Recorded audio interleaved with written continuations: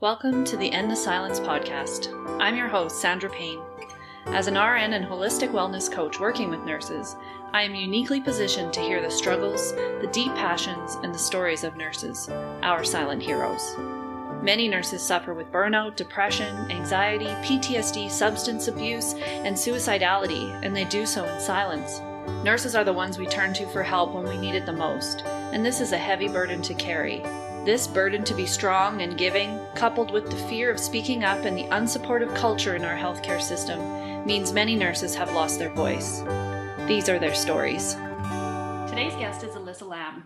Alysa is a registered nurse in Northern British Columbia and has over 13 years of nursing experience.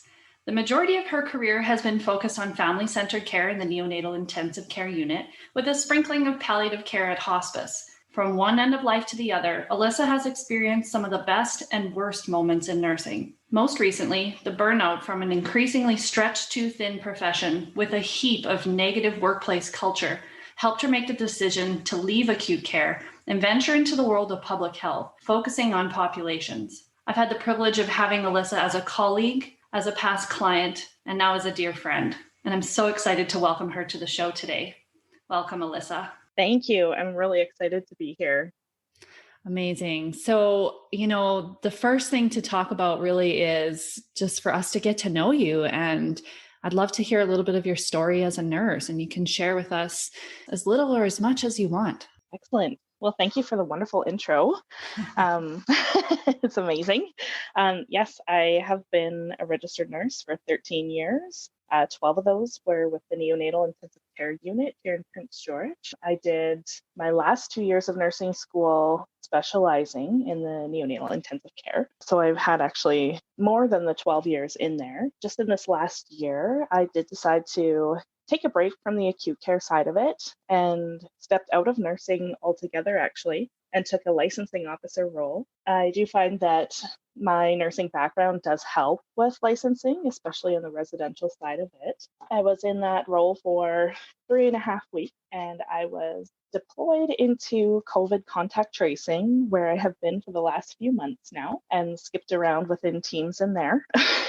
COVID is not slowing down anytime, as everyone's aware. So with that, though, there's been many blessings. I've been able to work from home, which has been lovely, especially during winter months, and especially with a young family at home. So tell me a little bit about what prompted you to leave. Like what made you, after 13 years, decide it was time to try something new? For me, it was a lot of little things that added up, little traumas that I stuffed down and didn't deal with. A big piece of it was the political. And there was one particular incident that was the straw that broke the camel's back with leadership within the hospital. And I stepped back. I took a leave for a little bit to just gather my thoughts and decide what I wanted to do. And a new opportunity showed itself, and I jumped, and I will never look back. I don't regret it 1 second. Mm-hmm. I was going to ask, what's it been like to leave, at 13 years? It's like, it becomes a part of who you are, right? It becomes a part of your identity. So what's it been like to step away from that into something so completely different? Yeah.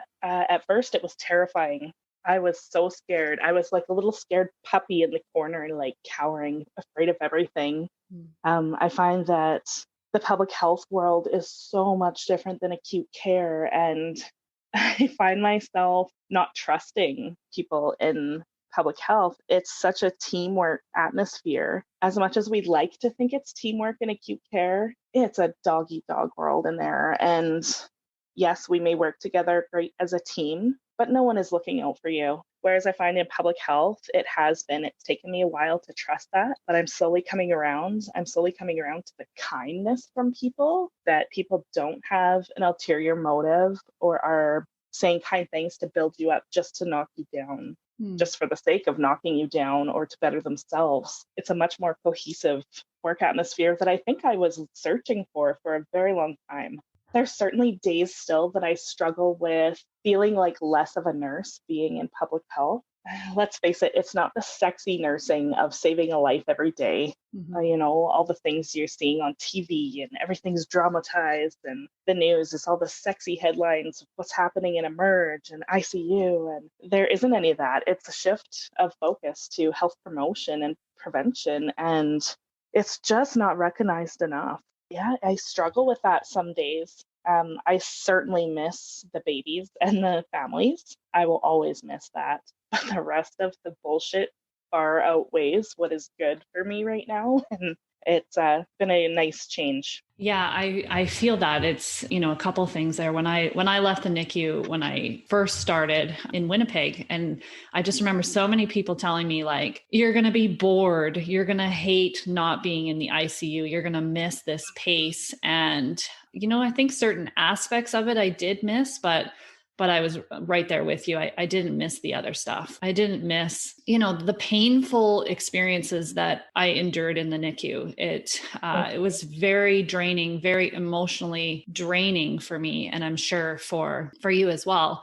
And then coming into this different environment where you've been almost trained to not trust your coworkers and your leadership. And it just always brings me back to this sort of comparison to the way the nursing profession can be to us is kind of like an abusive relationship. And then, now you're in a new relationship, and it's like, all these old pain and hurt and traumas are coming back and haunting you. And, so now it's been a few months and you've been working in this environment. How have you noticed it impact, like how you feel about nursing? I think you hit the nail on the head there with relating it to an abusive relationship. And I've actually said that to a few people, both in the NICU and in my new position, that it's an abusive marriage. It's an abusive relationship, and it leaves you broken. I think leaving it allows you the space to rebuild yourself and work through those traumas, just grow from it, learn from it, and give yourself the space to recognize if that's truly something that is important enough to you that you want to go to that workplace every day. For me, it is not. It's absolutely not healthy for me right now. And I think it's a scary step. It took me actually a couple of years of threatening to leave to actually making the jump. The jump was scarier than hell. And I felt like I was falling from a cliff without a parachute. But I had surrounded myself with so many amazing people and done some work that it gave me the support and the wings that I needed. I jumped and the wings showed up. That's like my most favorite metaphor. And I know someday I'm going to get it tattooed on me. It's this jump and grow wings on the way down. It's like sometimes that leap is freaking terrifying. Absolutely. But I also, recall you feeling the pull for a long time. Like for a long time, you knew that this was not right for you, but leaving was, again, it just draws me back to like imagining a woman in an abusive relationship who knows she needs to leave.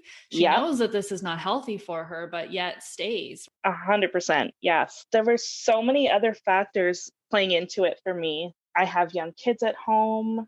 Like, we are not lucky enough to be in a situation, I think, like most people, where one income is enough. So having the conversations with my husband to make the jump to, say, a casual position without the stability of guaranteed hours, or leave the nursing profession altogether, because honestly, there are not many professions out there that do pay as well as nursing. So as a family, it took a long time to come to the conclusion. And I think my husband finally recognized how hurt and broken I was, and that this was not a healthy situation for me. And he was the one that actually came to me and said, "This is enough. We need to change." I think that really just smacks you in the face when someone that is with you all the time that is also in the situation can recognize that it's a problem. Yeah, it was time to change to better myself and in turn the rest of my family as well. It takes a lot of courage to take that step and, and to follow that pull that internally, is right, and having the support of people around you who ultimately love you and want the best for you and see you struggling. It just, that's what gets people out of those relationships often is just a glimmer Yeah, of hope, a glimmer of support.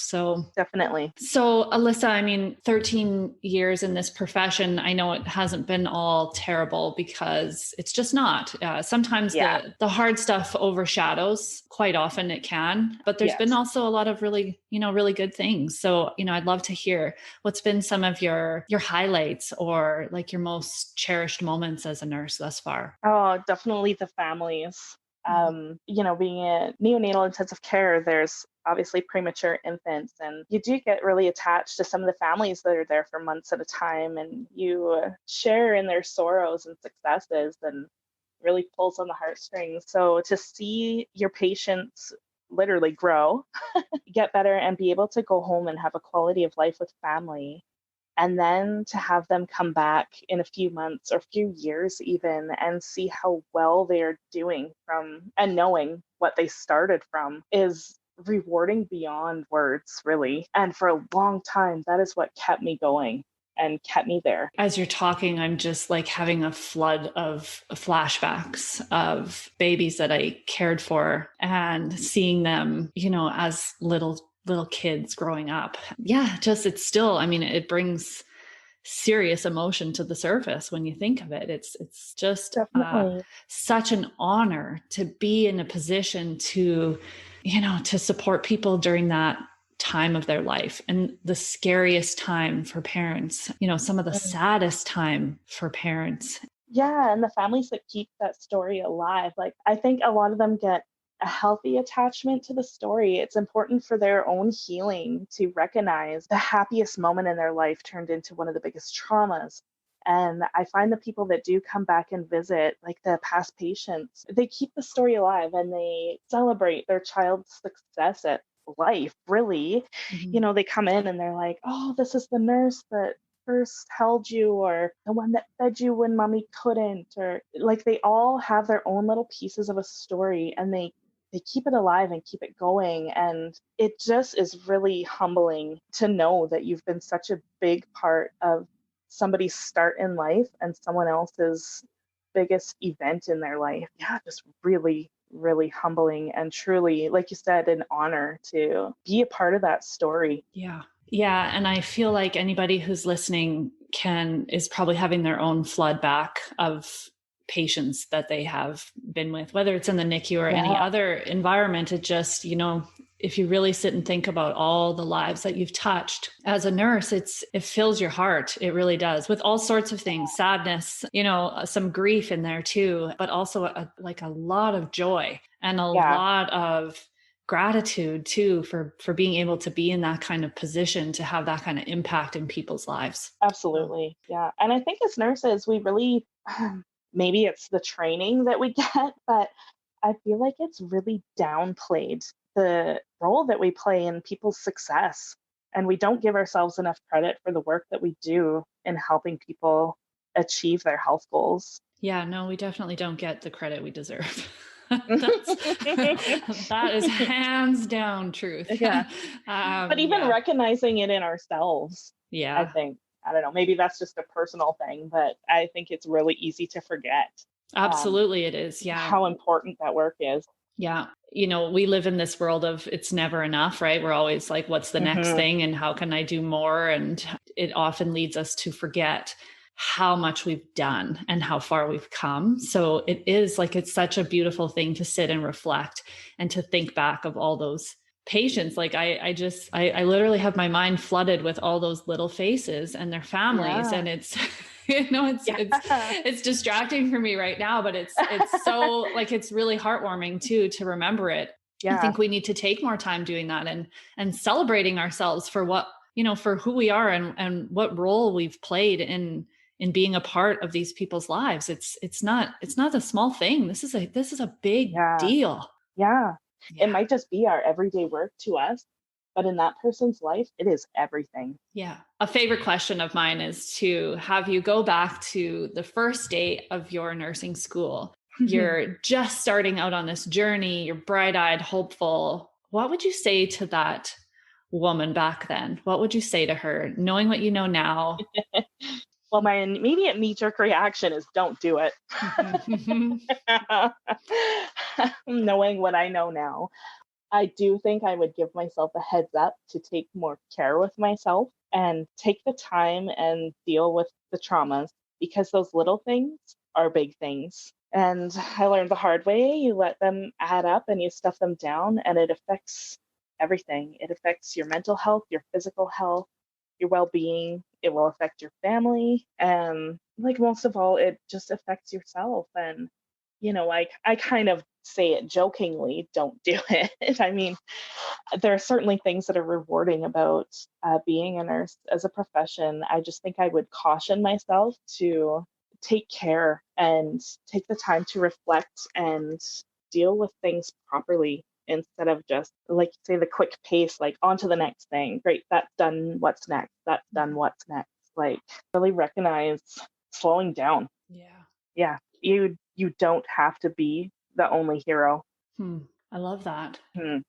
I feel like it's this reflection of, if you could give yourself a heads up, if we could see those nursing students and just be real with them and give them a heads up about the realities of what it is to work in today's healthcare system as a nurse, not to discourage them because we need them, but to properly prepare them for it, and to give them the tools and the skills to deal with stress, to deal with trauma, to maintain their self-care, I guess is the word for it, but like, they're looking after themselves. It's the highest priority if you want to make it in life, is you have to look after absolutely. yourself. Yeah, I feel like the nursing programs could really benefit from the how to take care of yourself. I remember it is touched on in school. I remember them talking about it.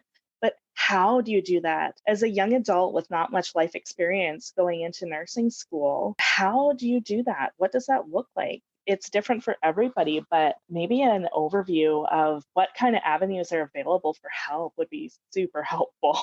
Yeah. Not just, your employee will provide you with a phone number that you can call if you're feeling blue. You know?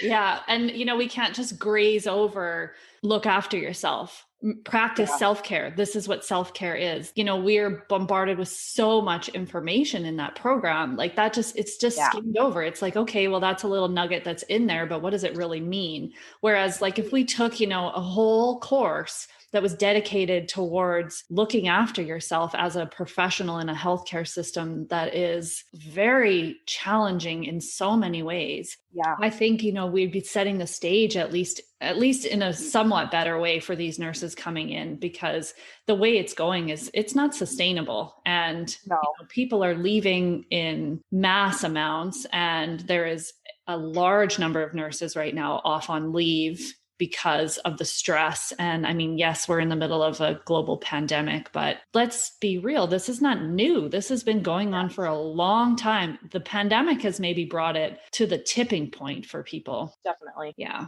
So what would you like to see change in the nursing profession? What would be one thing? I think not just recognizing that nurses are overworked. I mean, it's all over the headlines worldwide right now that everyone is burning out. That's horrible, and we know that. But what is anyone doing about it to support the nurses and help them? Has any of the politicians actually stopped on a ward in a hospital and asked, hey, how can we support you?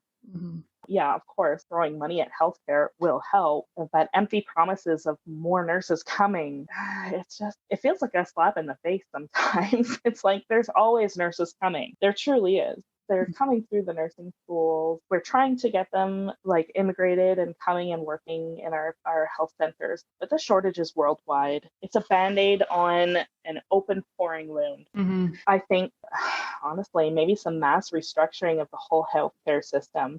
I have no idea what that looks like or what would make it better. Yeah. But it is seriously broken, and it's really come to a head that it is the healthcare workers who are paying for it. It's the physicians, the nurses, the x-ray techs, the lab techs, housekeeping and dietary. Like, there's not one person working in a hospital who's not affected by this. Yeah. And not one piece can work without the other one. I mean, nurses are just one piece of the cog, and the whole system is broken and needs to be revamped. Yeah. I don't know what the answer is. Ideally, in a parallel universe, it would be great if the pandemic is over and every nurse got a month-long vacation and everyone could look after themselves. But that is definitely not reality.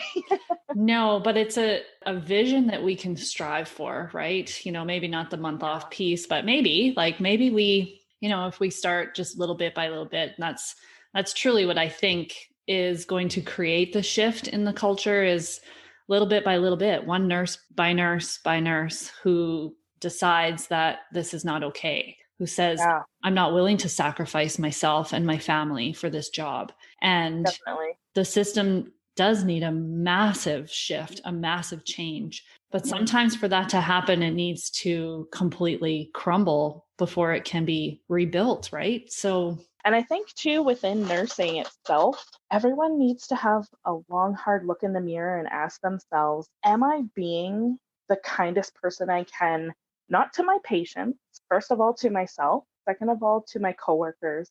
I have seen and I have been at the receiving end of workplace bullying and lateral violence within nursing, and it needs to stop.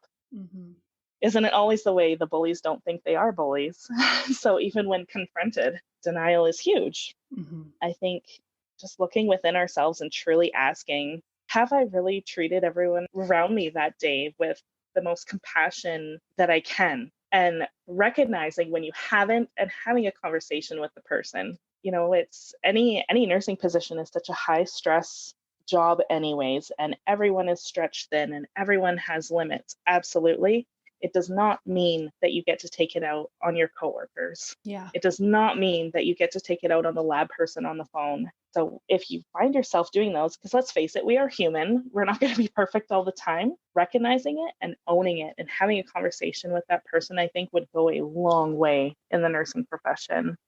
Yeah. And I think tied to that is also recognizing when you need support, because often if we're lashing out at people, it's because we are overwhelmed. Definitely. When we're noticing that in ourselves by taking, like you said, that honest look in the mirror, is then where can I turn for help? And that, it just circles back to the question of where can they turn for help, right? It's just a number on a piece of paper. What does this mean? What am I going to be provided? And also it's, one of the things they found in that big study they did in 2019 was that, so many nurses are struggling, but very few of them are reaching out for help. And, we have to ask ourselves why that's happening. Why aren't they reaching out for help? Well, I mean, that's a whole nother topic for sure. There's so many reasons, right? Yes.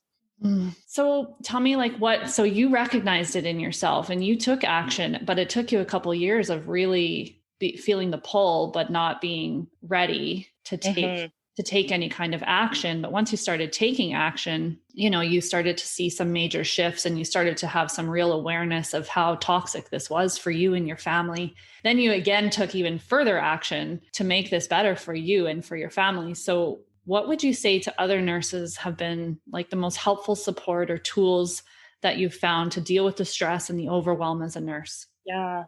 Like you say, first of all, recognizing it, that there is a problem. And the scariest thing I ever did was reach out for help. Recognizing and admitting that there is a problem is huge. And I think that also is drilled into us as nurses. You don't have time to show weakness, I think. Be a soldier. You have other patients to look after. That patient died. Take a second. You still have other patients to look after. Get going. And I think that culture really needs to change. Yeah. Reaching out to friends, finding Sandra and her program that she offered and learning tools to bring up some of those traumas and actually deal with them. It's hard work. It is not easy. A few times I was on the floor sobbing for sure, but that work is so worth it. You are worth it. I am telling you, everybody, you are worth it. So do it. Yeah. I did reach out to the employee service line or whatever, had a few counseling appointments. They were helpful in the way that it really helped me focus on trigger points that I do need to work on. Otherwise, I think it was actually just reaching out to Sandra and trudging through that canyon and trying to find the pathway out. Yeah. You know, there's still days where I'm clambering down into that canyon still and trudging through the shit, but I have the tools to get out. Mm-hmm. And giving myself the space and time to heal, waiting that time for growth and self-care. Alysa, is there anything else that you feel like you'd like to share with us? I feel like it is not an easy profession. And I think it's important, especially now during a pandemic, to really take care of each other and watch out for everyone's mental health. And I think, unfortunately, with having a global pandemic, it has really brought it to a head. But it's in a place now where we're recognizing how lacking mental health supports are and self-care supports are. And hopefully we can, as a society, build on that and really invest in ourselves, because if there's no us, there's nothing. Mm-hmm. Yeah. And I just want to highlight what you said about you're worth it, because, whatever it is that you seek, you mentioned the program that I offer, but there is other support out there. Whatever it is that's right for you, you are worth it. You're worth it to go through whatever process, whatever help avenue you need to go through to make yourself whole again. Yes. Because this profession it takes a lot from us, and we're not necessarily all equipped with the tools to have, the strongest resilience.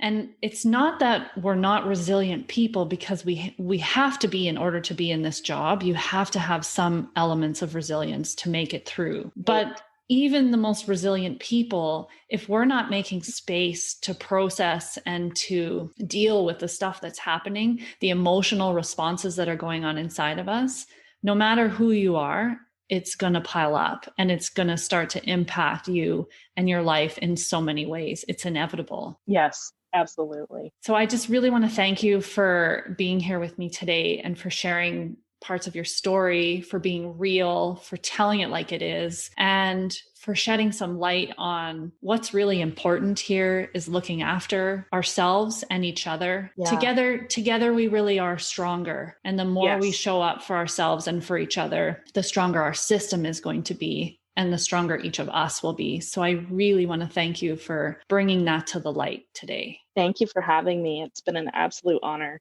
I personally want to thank you for taking your time to listen to this podcast. It is my truest honor to sit with these nurses and witness them tell parts of their story. We as human beings have a deep need to be seen and heard, and this is my way of helping nurses in particular find their voice. Please know that the opinions shared in this podcast are those of the individuals sharing them and not a reflection of any employer or regulatory body. Our stories offer healing and create connection. Two things that we as nurses need as we navigate the jungle of a healthcare career. So thank you for being witness. When we can come out of the shadows and into our light, we can create the change that is needed. And when we do this work together, we are so much stronger. Thank you for listening.